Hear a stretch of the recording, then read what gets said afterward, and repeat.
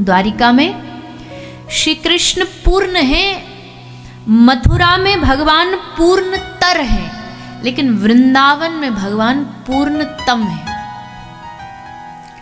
पूर्णतम अगर किसी को भगवत प्राप्ति करनी है तो उसको वृंदावन में मिलेगा। कोटि मुक्ति सुख होत गो खरु, जबे लगत गड़ी पायन। करोड़ों मुक्ति के बराबर सुख वृंदावन में कांटा लग जाने के बराबर है। एक कांटा भी लग जाए ना तो वो करोड़ों मुक्ति के बराबर है।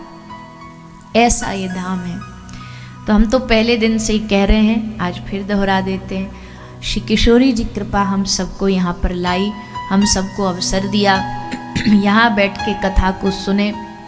शायद आप अपने शहर बम्बई में, कलकत्ता में, दिल्ली में एक कथा सुने तो भगवान की कृपा मानी जाएगी, लेकिन ब्रज की धरती में बैठ के सुने, ये उनकी कृपा नहीं बल्कि अति कृपा है। और उसी अति कृपा का सौभाग्य आप सबको 7 दिन से प्राप्त हो रहा है। अब आज वापसी तो है, लेकिन वापसी भी इसी आशा से जाना है। यहाँ कई लोग होते हैं, यहाँ ब्रज में गिरिराज जी में जाते वो घर बनाते हैं, वो पत्थर का, जो आसपास श्री गिरिराज जी के अंश होते हैं उनको लेके घर बना लेते। गहवर बन जाते तो वहाँ भी बहुत सारे घर बने होते हैं। तो उनका भाव, 2 भाव है। एक तो ये मानसा वाले, मन्नत वाले बना के जाते हैं, बोले यहाँ घर बना लो तुम्हारा घर बन जाएगा। तो वो तो यहाँ ब्रज में चलता नहीं, कामना वासना। लेकिन एक भाव ये होता है कि यहाँ कुछ लोग इसलिए बना करके जाते कि हे ठाकुर जी हम पे कृपा करो कि हमारी भी यहाँ इस ब्रज में एक छोटा सा झोपड़ी बन जाए, निवास बन जाए, जो हम यहाँ इस धरती पर आते रहें, उस बहाने आते रहें। अभी समय तो नहीं है गाने का, पर आप कहो तो एक लाइन गा दे। हम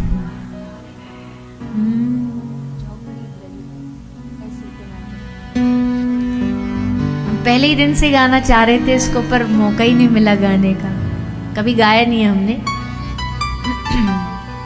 पर आज कह दो श्री जी के चरणों में कि कोई कहीं जाता है, कोई कहीं जाता है, कोई तिरुपति जाता है, कोई मेहंदीपुर जाता है। सब क्षेत्रों में हमने देखा है, जहाँ जहाँ हम दर्शन करने जाते हैं सब जगह धागे बांधे जाते हैं, नारियल बांधे जाते हैं इच्छा पूर्ति के लिए, मनोकामना पूर्ति के लिए। पर भैया इस ब्रज में आपको कहीं कोई धागा नहीं मिलेगा, कहीं देख लेना। अब किसी ने ऐसे ही चालू कर दिया अलग बात, लेकिन ब्रज के किसी मंदिर में नहीं मिलेगा आपको कि यहाँ धागा बांध दो या नारियल बांध दो, क्योंकि यहाँ मन्नतें पूरी नहीं होती, यहाँ मन्नतों का नाश किया जाता है। यहाँ इच्छा पूरी करने की धरती नहीं है, ये इच्छा समाप्त करने की धरती है। यहाँ इच्छाओं का नाश किया जाता है, शेष बचती है तो एक इच्छा, कृष्ण दर्शन लालसा। इसलिए झोपड़ी ब्रज में बना ली जाएगी, झोपड़ी ब्रज में बना ली जाएगी, झोपड़ी ब्रज में बना ली जाएगी, झोपड़ी ब्रज में बना ली जाएगी,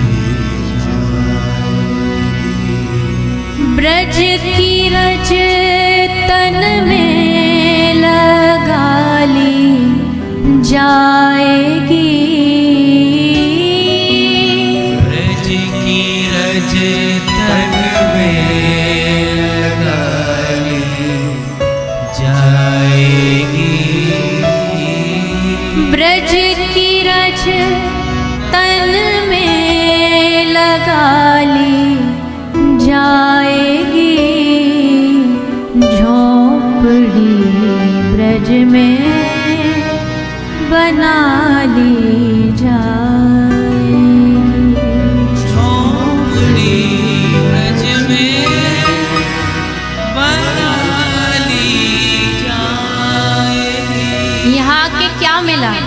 बोले सबसे बड़ी।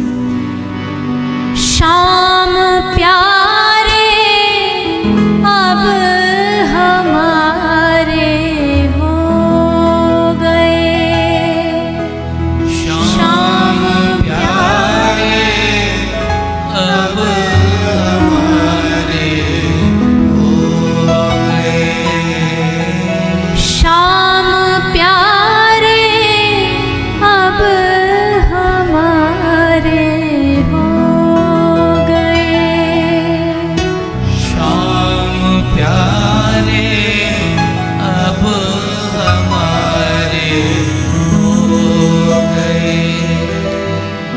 अब उन्हीं से लो लगा ली जाएगी, अब उन्हीं से लो लगा ली जाएगी, झोंपड़ी ब्रज में बना ली जाएगी, झोंपड़ी ब्रज में बना ली जाएगी।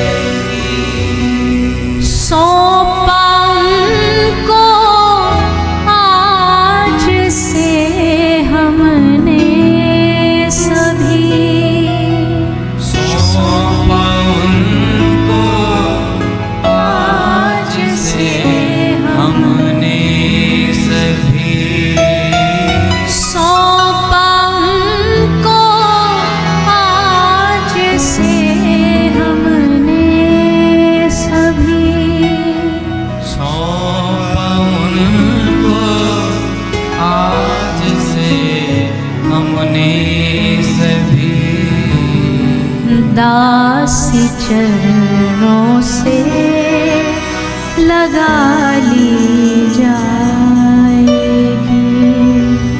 दासी चरणों से लगा ली जाएगी, झोंपड़ी ब्रज में बना ली जाएगी, झोंपड़ी सौंपा उनको आज से हमने से।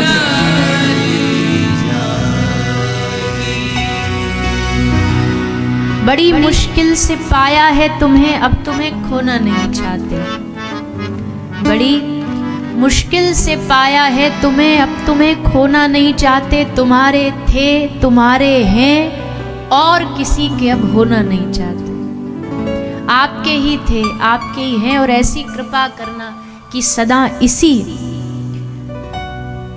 ब्रज के रस में हम डूबे रहे, इसी ब्रज के प्रेम में हम डूबे रहे, यही आपको बैठे बैठे पुकारते रहे, इस ब्रज की माटी में आपको रिझाते रहे।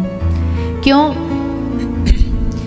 ब्रज की गलियों में फिरेंगे झूमते,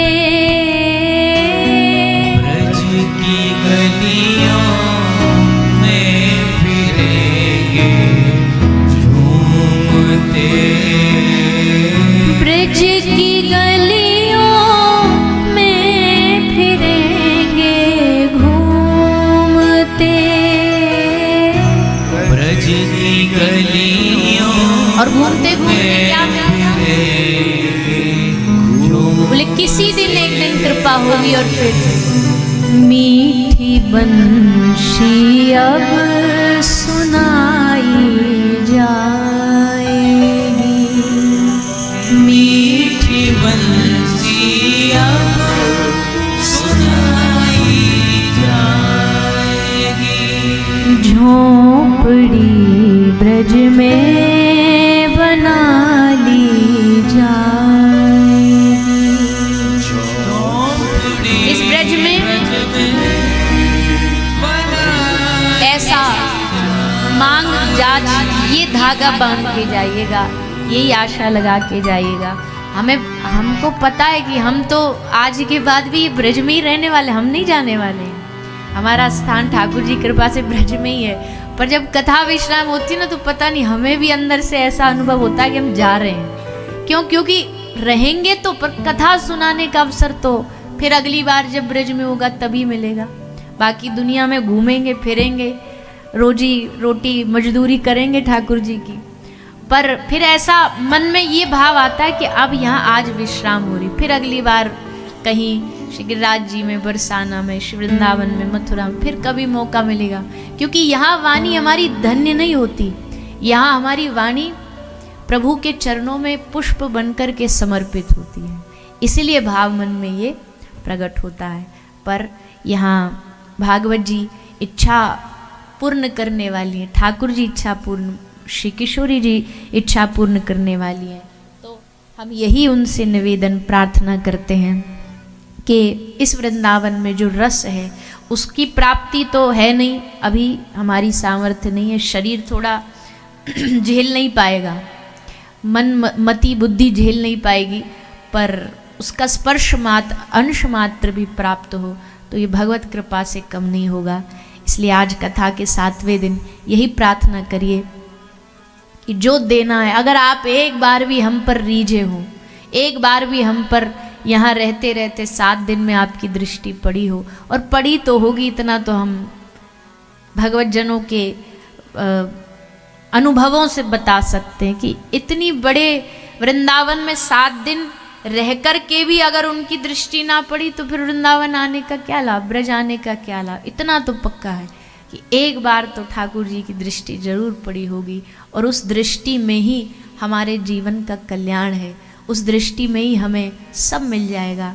बस उनसे यही प्रार्थना करिए कोई अपराध इस ब्रज की भूमि में बना हो, क्योंकि हम एक बात हमेशा कहते हैं, ये तो हमेशा बोला गया है कि भाई आप इस ब्रज में 1 माला करो 10 माला का फल मिलेगा, पर हम ये बताना भूल जाते हैं, ये ब्रज में अगर अच्छाई का भी 10 गुना फल मिलता है ना, तो अपराध का भी 10 गुना फल मिलता है। एक गलती, एक अपराध का 10 गुना अपराध का फल मिलता है, उससे बचना भी बहुत मुश्किल है। आप कहोगे आप इतने ब्रज की महिमा बता रहे हो, हम इतने दिन रह लिए यार, पहले भी रह के गए, तो फिर हमने कुछ पाया ही नहीं, क्यों नहीं मिला? क्योंकि वही हालत हो जाती है, आंधा बाटे जेवरी पाछे बाछा खाए। अंधा जेवरी बटता जा रहा है और पीछे बछड़ा खाता जा रहा है, वो कह रहा है जेवरी गई कहाँ। तो अब आप कल को आके हम पे चढ़ जाओ कि आपने ब्रज की इतनी महिमा गाई, हमें तो कुछ मिला नहीं। उन क्यों नहीं मिलता? क्योंकि एक तरफ तो हम जेवरी बटते हैं और दूसरी तरफ वो ऐसे निकलता जाता है अपराधों से, गलतियों से। पर चलो भगवत चरणों में यही कहना है, अपराध जो भी बना हो इन 7 दिनों में, हे प्रभु, हे किशोरी जी, आप दया निधान है, आप कृपा निधान है। हम तो छोटे से बालक हैं, जीव हैं, मति बड़ी टेढ़ी है। भैया आज के इस कलयुग में मन को भगवत चरणों में लगाना आसान नहीं है, मन उसी में लगा रहे ये आसान नहीं है। मन की गति बड़ी विचलित है, बड़ी चपल है, चंचल है। हम तो कहते हैं इस चंचल मति ने सारी दुनिया को घुमा रखा है, बड़े बड़े महात्माओं को घुमा रखा है। ये मति ऐसे ही नहीं, इसको मन को ऐसे ही नहीं गालियां दी है महापुरुषों ने, रे मूढ़ मना, अरे पागल मन, कितना नचाएगा तू हमको, कितना दुनिया में भगाएगा तू हमको, तूने सारी दुनिया देखी, सारी दुनिया में भटकता फिरा, सबके दुनिया के थपेड़े खाता फिरा, सबसे गालियां खाता फिरा, फिर दुनिया के पास पहुंच जाता है। बुरा नहीं मानिए, पर हमारी आदत उस स्वान जैसी हो गई है, उस कुत्ते जैसी हो गई है जो लाख बार डंडे खाता फिर उसी दरवाजे पहुंच जाता है, लाख दुत्कार खाता फिर वहीं पहुंच जाता है। हमारी हालत वैसी है। दुनिया में हमने कितने धोखे खाए हैं, दुनिया में हमने कितने उसे आशा करी कि कोई हमें प्यार दे दे, कोई हमें सम्मान दे दे, फिर हम दुत्कार दिए जाते, पर फिर हम वहीं पहुंच जाते सम्मान पाने, फिर हम प्यार पाने के लिए भीख मांगने लगते। ऐसी मति हमारे मन की। पर अगर वो कृपा करें तो कृपा करके इस चंचल मन को भी अपनी ओर लगा सकते हैं, खींच सकते हैं। कोशिश करिए, प्रयास करिए। हम आप सबसे कहेंगे जो यहाँ आए हैं, नए जो आए, विशेषकर जिनकी ये पहली कथा है, कभी जाने नहीं, कभी गए नहीं, आप आज के बाद गांठ बांध लीजिए। कोई दिन ऐसा नहीं जाना चाहिए बिना कथा के। सबके पास फ़ोन होते हैं, सुविधाएं होती हैं, इस फ़ोन में हम दुनिया भर की चर्चाएं देखते हैं, दुनिया भर की बातें जिनसे हमारा लेना देना भी नहीं है, वो भी हम देखते हैं। तो क्यों ना 10 मिनट का समय निकाल करके कुछ ऐसा देखो जिससे जीवन का लेना देना हो, जो जीवन में कल्याण करे। 5-10 मिनट बैठ करके किसी भगवत महापुरुष की वाणी सुनो। एक वाणी, एक शब्द महापुरुष का पूरा खेल बना देता है जीवन का। एक बात ऐसी निकलेगी, महापुरुष की दृष्टि ऐसी निकलेगी, आंख ऐसी पड़ेगी किसी भगवत जन महापुरुष। हम कहते हैं जैसे हम संतों के पास क्यों जाते हैं ब्रज में, मान लो कोई साधु आंख बंद करके प्रिया प्रीतम की लीला में डूबा हुआ हो, उसे दिख रहा है सामने लीला चल रही है, निकुंज में किशोरी जी सखी सब लीला कर रही, वही समय आप पहुंच जाओ, प्रणाम करो, और उस समय बाबा की दृष्टि आप पे पड़ जाए, तो जानते हो आपको भी समझो निकुंज में श्री किशोरी जी ने बाबा के माध्यम से सीधा डायरेक्ट बुला लिया। उनके चिंतन में जो चल रहा है ना, उस चिंतन में अगर आप 1 सेकंड के लिए भी आ गए, उनकी दृष्टि पड़ गई, तो मतलब उस रस में आपको प्रवेश मिल गया, बुला लिया। इसलिए हम महात्माओं से भिक्षा मांगते घूमते रहते हैं कि कृपा कर दो बाबा, हम पर रस की कृपा करो। ऐसी भावना। इस ब्रज में रह के कोई ब्रज का जानकार कभी महात्माओं से ये नहीं कहता होगा कि बाबा हमारा शरीर ठीक कर दो, बाबा हमारी बिजनेस ठीक कर दो, बाबा हमारी विपत्तियां ठीक कर दो। ये सब ब्रज में नहीं मांगा जाता। बाबा हमारा रिश्ता, हमारा संबंध प्रिया प्रीतम से जोड़ दो, श्यामा श्याम से जोड़ दो, हमारी भक्ति बढ़ा दो, हमारा प्रेम बढ़ा दो। बस यही मांग जाच इस धरती पर की जाती है। तो भैया अब कितना कहें, अभी तो आपने 7 दिन कहने बिठाए, आप 7 महीने भी बिठा दोगे इस व्यासपीठ पे, हम तब भी ब्रज की महिमा कहते कहते थकेंगे नहीं। हमारी वाणी को लगेगा अब भी कुछ रह गया, अब भी कुछ कह ना पाए, अब भी कुछ बता ना पाए, क्योंकि हमारी वाणी में सामर्थ्य नहीं है कि इस ब्रज रज की महिमा हम बता सके, ब्रज रस की महिमा। बस इतना ही कह सकते हैं कि या रस को तभी अधिकारी कृपा करे जब श्यामा प्यारी। या रस को अधिकार तभी मिलता है जब श्यामा प्यारी कृपा करे। बस आपको रस मिले ऐसी हम प्रार्थना करते हैं। आओ 2 मिनट थोड़ा अंतिम जो विषय भागवत जी का बचा है उसको श्रवण करते हुए, प्रणाम करते हुए, कल आप सबने ब्रज रस सुना, फिर भगवान का विरह अवस्था भी सुना। सब भगवान की लीला करने के लिए ठाकुर जी इस धरती पर आए हैं। द्वारिका पहुंच गए, द्वारिका में रहे। द्वारिका में भी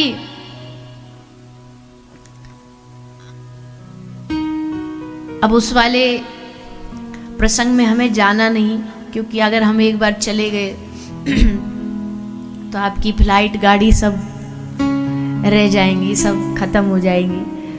पर इतना कह सकते हैं कि द्वारिका ने भी ब्रज रस को चखा। कैसे चखा?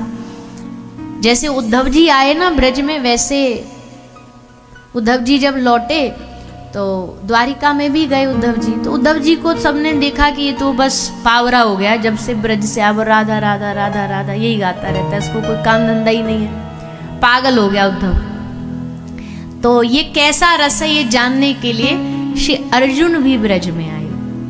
अर्जुन भी ब्रज में आए और ब्रज की सखियों ने अर्जुन को सखी बना करके पूरे ब्रज का दर्शन कराया। हमारे ब्रज में सखी के बिना प्रवेश नहीं है। महादेव भी सखी बने, अर्जुन भी सखी बने, और तो और श्री हनुमान जी भी सखी बने। आज भी हनुमान जी सखी रूप में ददरहुआ सरकार में विराजमान है। डॉक्टर हनुमान उनका नाम है, वैद्य के रूप में है और संग में सखी रूप में। सप्ताह में 1 दिन डॉक्टर बनते हैं, बाकी समय सखी रूप में रहते हैं। पूज्य पार्षद ददरहुआ वाले महाराज जी, उनके द्वारा बहुत सारे भक्तगणों को एक कथा बताई जाती है कि हनुमान जी भी सखी रूप में विराजते हैं। तो अर्जुन सखी बन करके आए और फिर जब वापस लौटे द्वारिका में तो ये भी राधा राधा गाने लगे।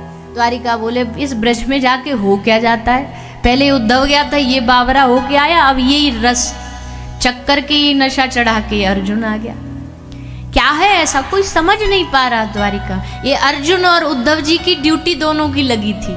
ये द्वारिका के बॉर्डर पे बैठे रहते थे, कोई भी संत महापुरुष ठाकुर जी का दर्शन करने आता, द्वारिकाधीश का दर्शन करके बाहर आता, तो ये दोनों पूछते दर्शन हो गए?